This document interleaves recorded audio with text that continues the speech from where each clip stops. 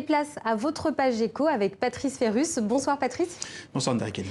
Alors aujourd'hui on va parler de l'or, de la ruée vers l'or. Où faut-il aller sur le continent ? Eh bien, il faut aller au Ghana, ou plutôt le Ghana est devenu la référence en Afrique concernant la production d'or. Regardez plutôt pour 2018, une production à 158 tonnes l'an dernier, donc c'est une progression de 15%.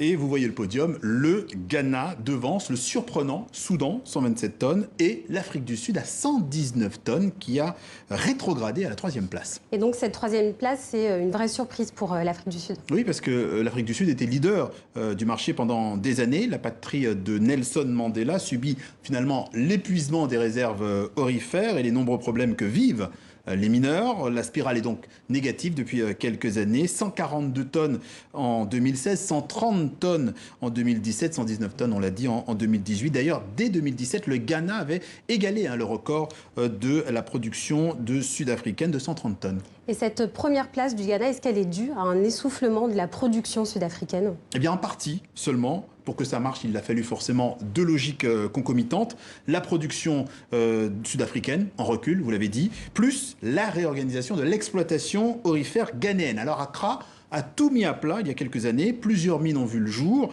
Le contrôle des opérateurs a été renforcé. Les autorités ont fait le ménage. Les nombreux mineurs illégaux venus de Chine ou de Russie ont dû cesser leur activité. Ça a non seulement réduit les dommages humains et environnementaux liés au secteur, mais ça a permis aussi de récupérer un manque à gagner colossal, nous dit-on, pour l'État en la matière.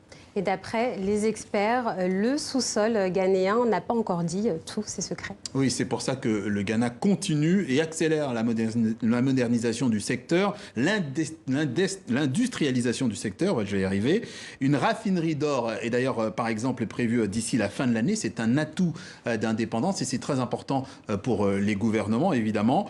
Au final, les derniers chiffres de la Banque mondiale font état de 4 millions d'onces d'or commercialisées par le Ghana. C'est du jamais vu depuis les années 80. Le tout sert une croissance à 8% qui place le Ghana au rang de deuxième croissance du continent derrière l'Éthiopie. Et comme une bonne nouvelle n'arrive jamais seule, eh bien, les prévisions ghanéennes pour la production pétrolière et celles du cacao sont également très prometteuses. Alors on vient de parler du Ghana, de l'Afrique du Sud.